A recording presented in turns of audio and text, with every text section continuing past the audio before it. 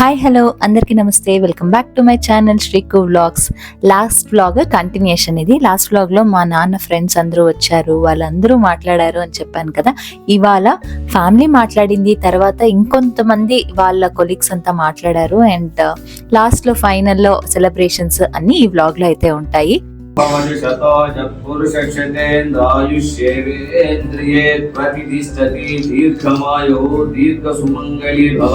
సమస్త సన్మంగళాని భవంతు, అభీష్ట సిద్ధిరస్తు, శుభం భూయాత్.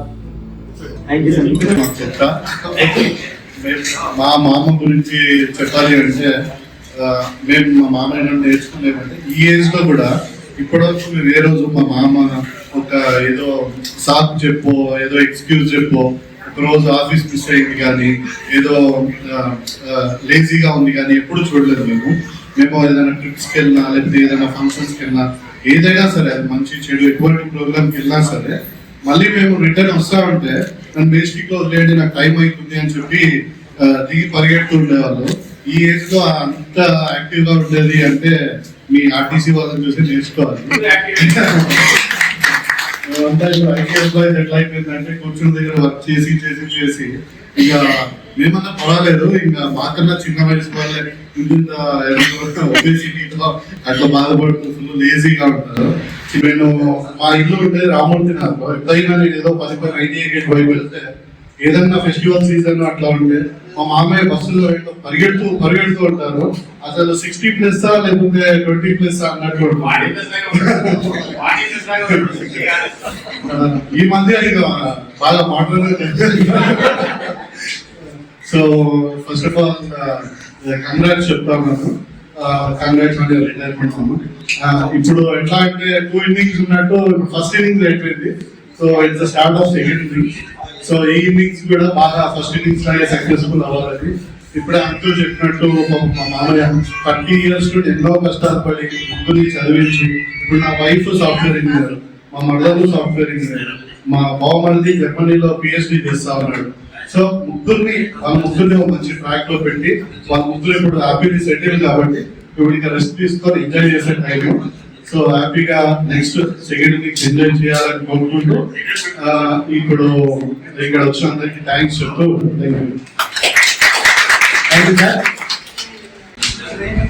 ఇక్కడ వచ్చిన అందరికి నమస్కారాలు. ఫస్ట్ టైం స్టేజ్ పైన నాకన్నా పెద్దవాళ్ళ గురించి మాట్లాడడం నేను, సో చాలా కొత్తగా ఉంది. సో ఫస్ట్ మొదటిగా మా నాన్నకి, ఇంకా ఇవాళ రిటైర్ అవుతున్న అందరికి కూడా కంగ్రాచులేషన్స్. సో ఇప్పుడు చెప్పాలంటే ఎక్కడి నుండి స్టార్ట్ చేయాలి అన్నది నాకు పెద్ద క్వశ్చన్. చిన్నప్పటి నుండి ఇవాళ చూస్తున్నది మా నాన్నని. మా నాన్న అంటే నిజాయితీ, అది మాత్రం ఖచ్చితంగా చెప్తాము. ఎందుకంటే ఏ కష్టం వచ్చినా కష్టం మాత్రమే నమ్ముకున్నాడు. ఎలా నమ్ముకున్నాడు అంటే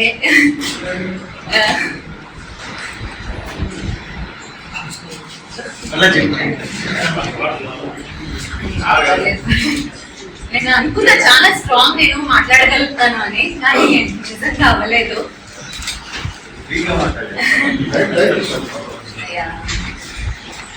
సో ఇవాళ ఆయన జీవితంలో చాలా ముఖ్యమైన మైలురాయి చేరుకున్నారు. సో చిన్నప్పటి నుండి ఆయన తెలిసింది ఒకటే, ఫ్యామిలీ, ఇల్లు, ఆయన డ్యూటీ. ఇది తప్ప వేరే ప్రపంచమే తెలియకోకుండా గడిపేశారు. ఫ్రెండ్స్ అంటే మా వరకు ఆయన ఫ్రెండ్స్ అని ఎప్పుడు చెప్పలేదు. వీళ్ళు మా ఫ్యామిలీ, మన ఫ్యామిలీ వీళ్ళు అన్నదే చెప్పి నేర్పించారు మాకు.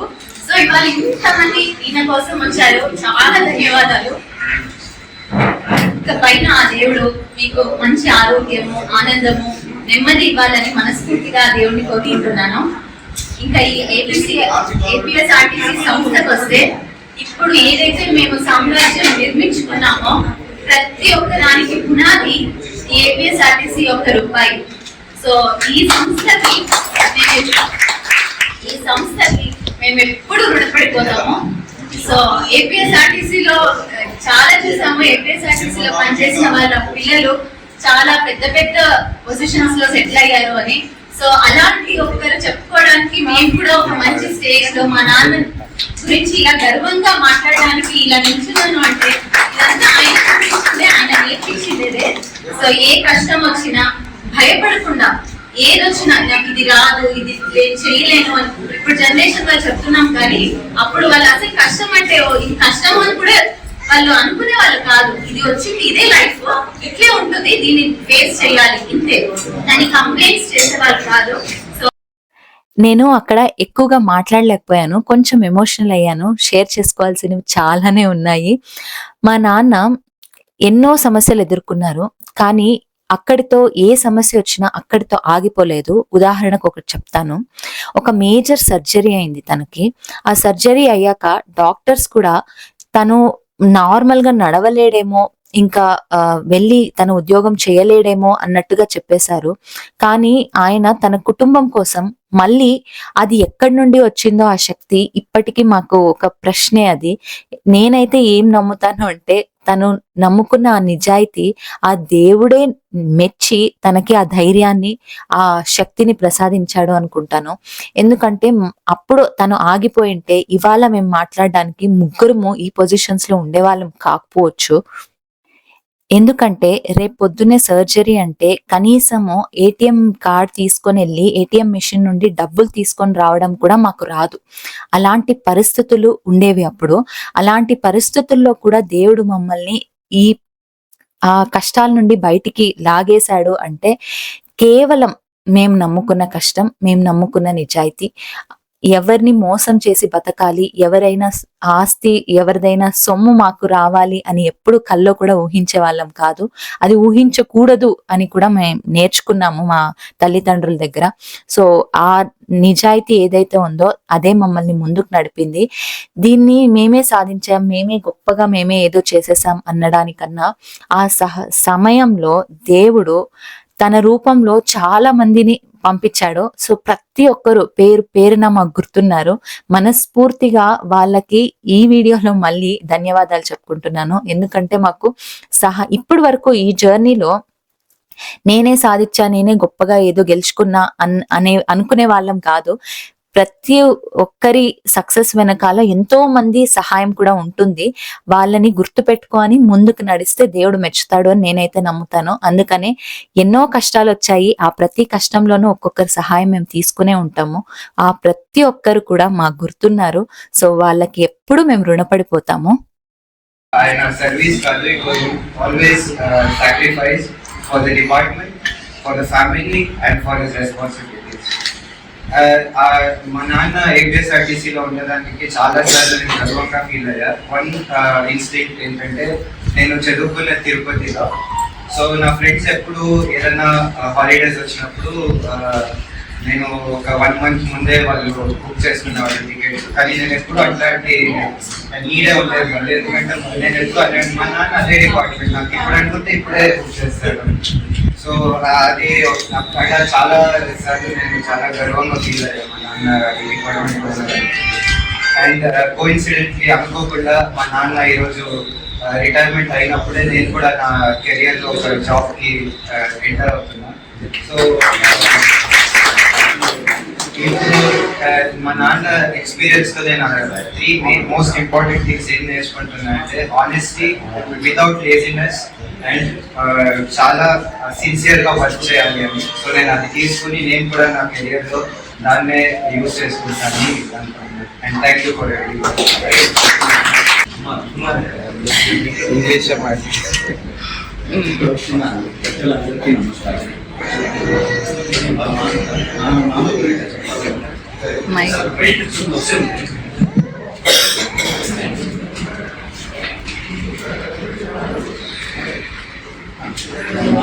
మామ గురించి చెప్పాలంటే, ఇది నా రోల్ మోడల్ అయితే. నేను నా పెళ్ళై ఇంకా మా మామను చూశాను. ఎప్పుడు మేము ట్రిప్కి వేసినా నువ్వు చెప్పేవాడు. అండ్ ఏమన్నా కానీ, ఎప్పుడన్నా కానీ, ఏదన్నా కానీ, లేజినెస్ మాత్రం మనం ట్రిప్కి వెళ్ళామా, ఎంజాయ్ చేసాం. ఆఫీస్కి పోవాలా, డైరెక్ట్ ఆఫీస్కి వెళ్ళిపోయి ఇలా చేసేవాళ్ళం. దాన్ని చూసి నేను చాలా నేర్చుకున్నాను. అండ్ మా మామే కాదు, ఇక్కడ మా అత్త ఉంది. మా మామకి ఏమైనా ప్రాబ్లం వస్తే మా అత్తే చూస్తుంది. దాని నుంచి కూడా మా మామ ఇంత వర్క్ చేసే పరిస్థితి. మా మామ ఫస్ట్ బెంగళూరుకి వచ్చినప్పుడు తనే ఫస్ట్ వచ్చింది. మా మామని చూసి మా ఫ్యామిలీ అంతా సుమారుగా ఒక 10-12 మంది ఊర్లో ఉండేవాళ్ళు అందరూ మా మామ చూసి దాని తర్వాత బెంగళూరుకి వచ్చారు. ఒక్కొక్కరే దానికి అంతా తీసుకొచ్చే కారణం మా అక్కగారు మా మామకి ఏ ప్రాబ్లం రాకుండా కూర్చుండేవాళ్ళు. ఇప్పుడు ఏదైనా కానీ ఫైనాన్షియల్ ప్రాబ్లం వస్తే మా అత్త పార్టీగా వర్క్ చేసేది. సో వాళ్ళకి ఈక్వల్ గా అన్యోన్యంగా ఉండి ఇల్లు చూసుకొని బాగా చెప్పుకొని ఇప్పుడు ఉండడం వల్ల మేము ఇంతమంది మంచి పొజిషన్ లో ఉన్నాం.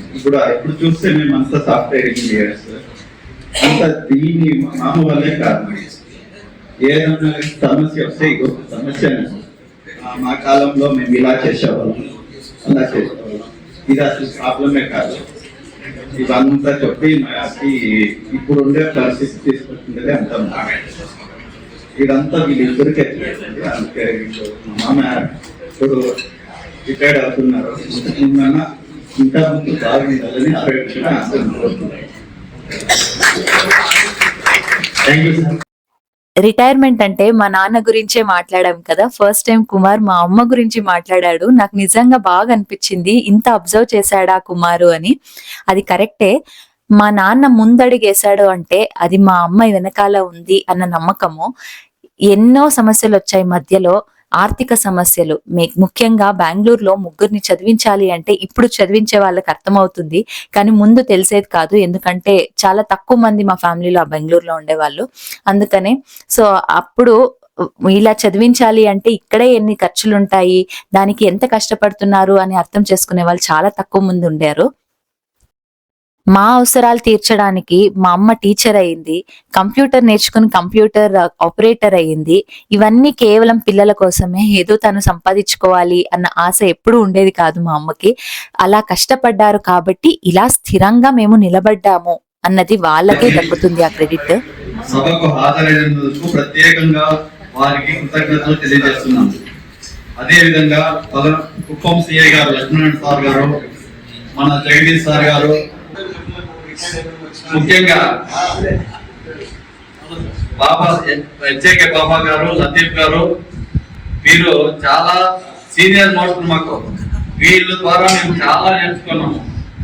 వాళ్ళ వలన మేము బెంగళూరు పాయింట్ డిసిప్లిన్ అనేది బాబాను చూసి వాచ్ టైం చూసుకోవాలని చెప్పేవాళ్ళు ఒకనొకప్పుడు. ఆ విధంగా డిసిప్లిన్ అనేది లతీఫ్ పై ఒక దగ్గర ఒక టీ తాగేవాడు కాదు, ఒక అతనే తన చేతికి ఖర్చు పెట్టేటువంటి వ్యక్తి. అంత నిజాయితీ పరుడు లతీఫ్ పై. అలాంటి వ్యక్తుల సహవాసంతో మేము మా యొక్క జీవితాలను ఈ విధంగా గడుచుకుంటూ వచ్చినాము. చాలా సంవత్సరాలు రవీంద్ర సార్ గారితో పనిచేశాము. వారు ఫస్ట్ వాళ్ళ గురించి చెప్పాలంటే, రవీంద్ర సార్ గురించి చెప్పాలంటే డిసిప్లైన్, క్రమశిక్షణ అనేది ఫస్ట్ నేర్చుకోవాలి. అంటే నష్టము డిపార్ట్మెంట్ వైపున మనతో అరిసేవులు, కానీ మాకు ఎలాంటి నష్టం కూడా డిపార్ట్మెంట్ వైపు నుంచి ఎలాంటి ప్రాబ్లం కానీ క్రియేట్ చేసిన వ్యక్తి కాదు. వారికి మరీ వారికి ఈ విధంగా ఈ సందర్భంగా కృతజ్ఞతలు తెలియజేస్తున్నాను. ఇంకా చెప్పాలంటే ప్రతి ఒక్కరూ నాకు బెంగళూరు పాయింట్ లో మాక్సిమం సహకరించారు. నేను మొదటికి కానీ ఒకరి గురించి చాటించి చెప్పే వ్యక్తి కాదు. నేను ఎవరైనా ఏమన్నా అన్నా కానీ సరేలే అనే ఆ విధంగా పోయేవాడు. నేను ఎప్పుడు కానీ వీళ్ళ గురించి వాళ్ళ గురించి వీళ్ళకి చెప్పేటువంటి వ్యక్తిత్వం నాకు లేదు. ఇప్పటికి కానీ ఎప్పుడు కానీ ఉండదు. నాకు ఒకే ఒక పాలసీ నాది, వాళ్ళకి ఇబ్బంది పెడితే నాకేమొస్తుంది అనే వ్యక్తిత్వంతోనే నేను ఆ విధంగా ముందుకు పోయినటువంటి వ్యక్తి. కాబట్టి ఈ రోజు కూడా నేను రిటైర్మెంట్ సమయంలో కూడా దేవుడు నాకు ఎంతో ఉన్న దాంట్లో కొంత ఆరోగ్యం బాగా ఇచ్చి మంచి పొజిషన్ లోనే రిటైర్మెంట్ చేస్తున్నందుకు ఆ దేవునికి పేరు కృతజ్ఞత తెలియజేసుకుంటున్నాను. ఇంకా ఈ సభకు అందరూ పిలిచిన వ్యక్తులందరూ వచ్చి అందరూ మా అబ్బాయి మా ఫ్యామిలీ, ముఖ్యంగా చెప్పాలంటే ఒక మగవాడి విజయం వెనుక ఆడది ఉంటుందంటారు. అలాంటి వ్యక్తి మా భార్య గురించి ఈ సందర్భంగా చెప్పాల్సి వస్తుంది. ఎందుకంటే ఆమె సహకారం అనేది లేకుండా పోతే నాకు ఈ రోజు మా పిల్లల్ని ఈ స్థాయిలో నేను ఉంచేవాడిని కాదు. నేనేదో బయటకు పోయి సంపాదించుకొని వచ్చేవాడు, కానీ వాళ్ళందరి సక్రమమైన రీతిలో పెంచి పెద్ద చేసి ఒక విద్యాబుద్ధులు చెప్పించి వాళ్ళని ఉన్నత స్థానానికి తీసుకొచ్చినటువంటి క్రెడిట్ ముఖ్యంగా మా భార్యకు చెందుతుందని సభాపూర్వకంగా నేను తెలియజేస్తున్నాను. ఇకపోతే అందరికీ సభకు వచ్చి జయప్రదం చేసిన అందరికీ పేరు పేరున కృతజ్ఞతలు తెలియజేసుకుంటూ ఈ సభను నేను ఆ దేవుని ప్రార్థిస్తున్నాను. గారికి చిన్న కొద్ది అందరికీ నమస్కారం.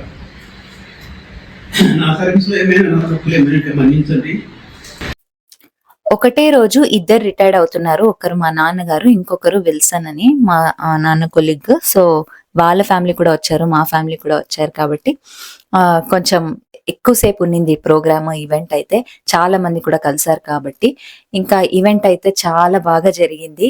లాస్ట్ లో అంతా ఉంటాయి కదా ఫెలిసిటేషన్, అవన్నీ జరుగుతున్నాయి ఇప్పుడు.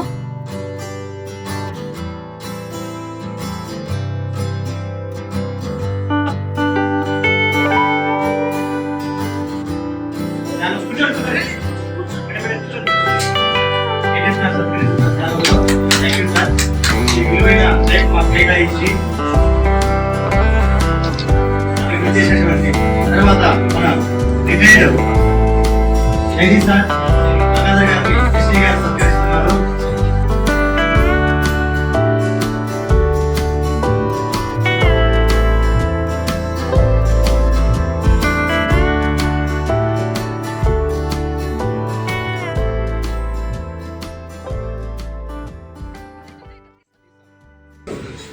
స్మైల్ అనేది చెప్పాలి. స్మైల్ యాక్షన్ వాళ్ళందరూ నవ్వండి.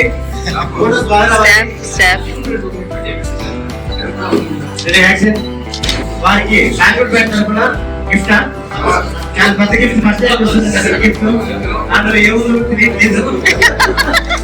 మళ్ళా చెప్పండి. భాష గారు కూడా గిఫ్ట్ ఇచ్చారు. Thank you.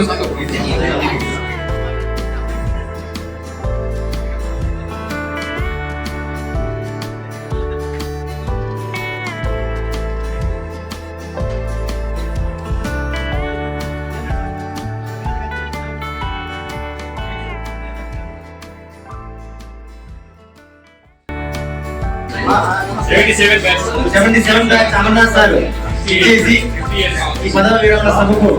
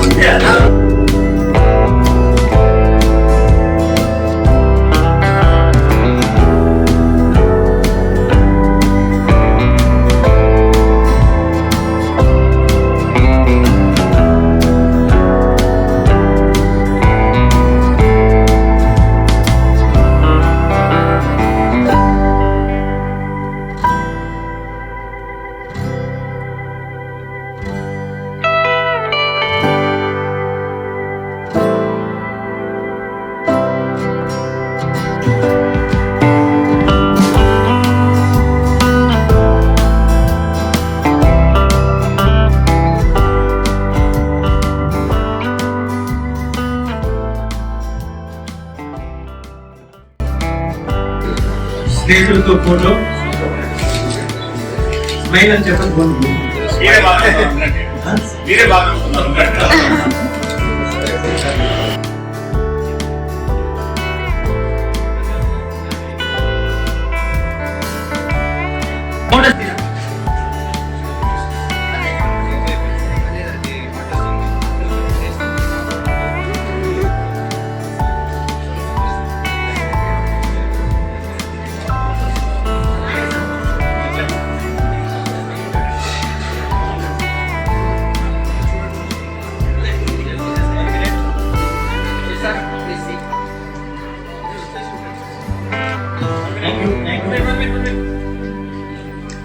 ఇప్పుడు ఐటీ గేట్ 5 రోజులు ఇంటి కష్టపడినాం కదా. అర్ధరాత్రి 2 గంటలు కూడా ఐటీ గేట్ లో ఉన్నాం. ఫెస్టివల్ ఇంట్లో ఫెస్టివల్ చేసుకోలే. ఆర్టీసీ బస్ స్టాండ్ లో ఫెస్టివల్ చేసుకున్నాం మేము అందరూ. ఏమంటారు గంగాధర్ గారు? ఏమంటారు మీరు? అటుకోళ్ళు తిని మీరందరికీ మురుగేష్ గారు గైడ్ చేస్తారు బాగా, మేనేజ్ చేయడం ఆయన తర్వాత ఎవరికైనా చాలా బాగా చేస్తారు. అవును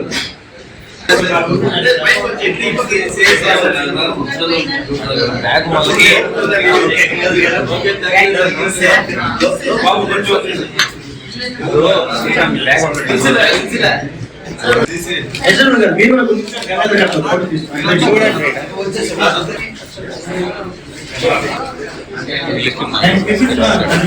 మా నాన్న గురించి మేము ఇంత నేర్చుకున్నాము, అది అంతా చెప్పా కదా. ఆయన ఎవరి దగ్గర నేర్చుకున్నారు అన్నదానికి ఇద్దరు వ్యక్తులు ముఖ్యంగా చాలా వయసు అయినా రిటైర్డ్ అయినా కూడా వచ్చారు.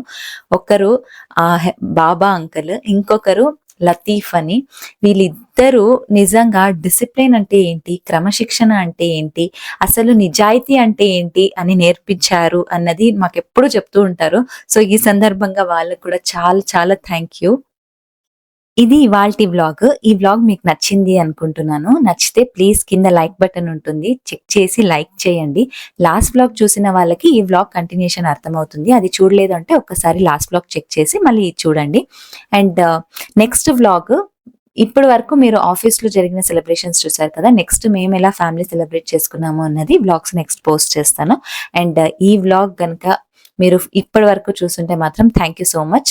అండ్ మళ్ళీ నెక్స్ట్ వ్లాగ్ లో కలుసుకునేంత వరకు టేక్ కేర్, బాయ్.